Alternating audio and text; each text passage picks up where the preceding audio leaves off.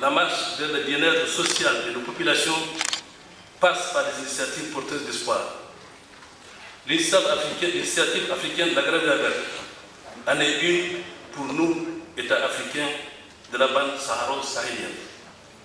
Elle est à la fois un défi et une opportunité vu les multiples enjeux environnementaux et écologiques qui menacent nos pays respectifs, tels que le changement climatique, la désertification et la perte de nos ressources biologiques.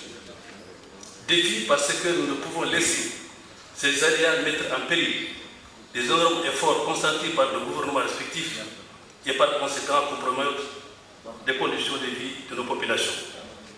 C'est une opportunité car c'est là une occasion de mettre en exergue pour l'intérêt de nos populations rurales des soucis partagés de développement de nos régions arides, souvent délaissées par nos projets et programmes sectoriels.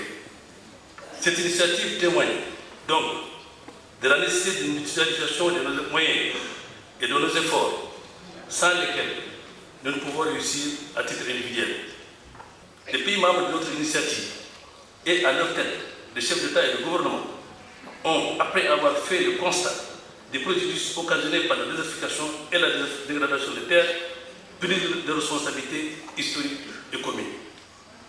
C'est dans ce contexte que l'Agence panafricaine de la Grande Verte a été créée par nos États membres pour répondre aux attentes de leur population vivant dans les zones arides afin d'améliorer leurs conditions de vie.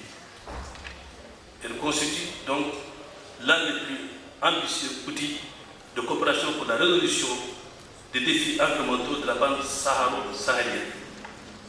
Ainsi, ce qui apparaissait irréalisable à ses débuts peut aujourd'hui être considéré comme un modèle ambitieux et comme un lutte contre les effets néfastes de la désertification et de la dégradation des terres.